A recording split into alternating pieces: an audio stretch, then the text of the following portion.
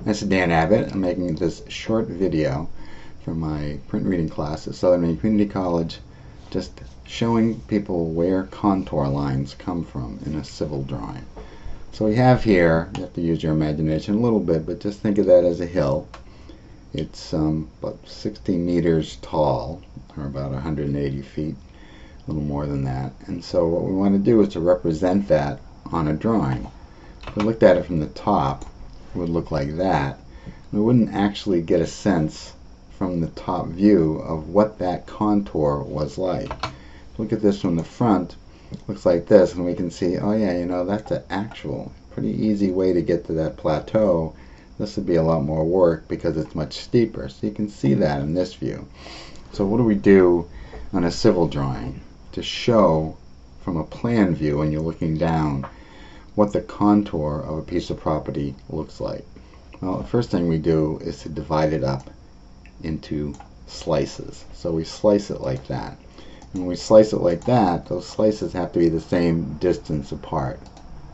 And so the same distance apart means that's the distance from here to here, here to here.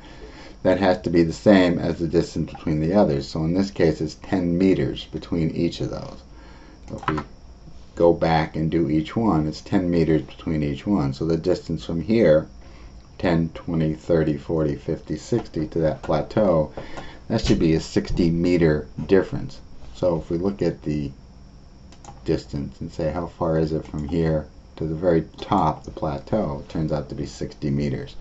So that 60 meters in height is how high it is to get from this point to that point. So what we do is sort of visually slice it. If we're looking at it from the top, we can see all these slices, but it doesn't really show very clearly until we sketch the outline of the part at each one of those slices. When we do that, now you've got what's called a contour map. And if we make it just a little bit easier to see by doing that, now we go down and all those planes represent each one of those slices.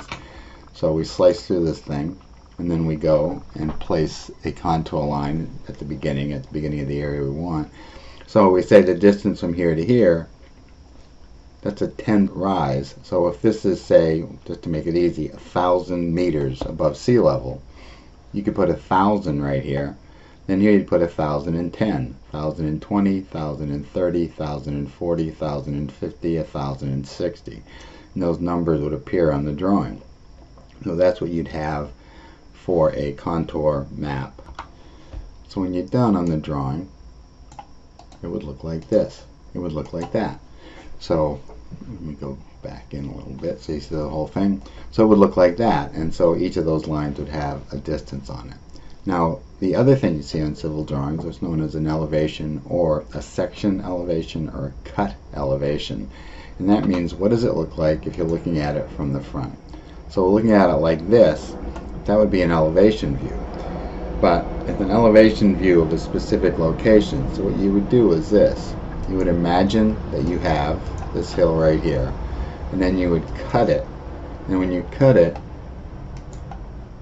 you would indicate where you're slicing this thing. So if we take and move this back here and say, all right, we're going to do something with that area right there, and we need to see what it looks like in section. So now we pretend we're cutting down through it like this, looking at it from the front. That gives us an elevation that we can then trace. So if we just get rid of all the contour lines we had before, then we turn this into a cut elevation, then we end up with a drawing that looks like that as we put it on the outside. So that's how you read a civil drawing. And one thing that should be obvious to you, get rid of that, and then we will go to here. One thing that should be obvious to you is that if you see contour lines that are really close together, like here, you end up with a very steep area right there. If they're very far apart, it's a much less steep area. So, you know, again, if you were hiking, you wanted to get up here and you wanted to get a lot of exercise, you might go from here straight up to there, or you take the longer route over here And if you look at it from the front, it's pretty obvious why that is when you're going up through. So now let's look at an actual civil plan. Let's actually look at this one from the top first, just to remind you. So if we go to an actual civil plan that looks like this, we zoom right in, you'll see contour lines right here. Now these are measuring in feet. So instead of being 10 meters difference, in this case it is 1 foot difference. So this contour line right here is 1 foot below that contour line right there. That's 18, this is 18 feet above sea level, by the way. This is right near the ocean. 19 feet above sea level, 20 feet above sea level. That's a fairly steep area right there. You come over here, you see 25 and 24. That's a much longer distance that you have to go to get an elevation of 1 foot. So now looking at a set of plans, it's a lot easier for you to see, I think, after seeing the demonstration with the hill sliced up. Much easier for you to interpret what those contour lines are. That's it on this video.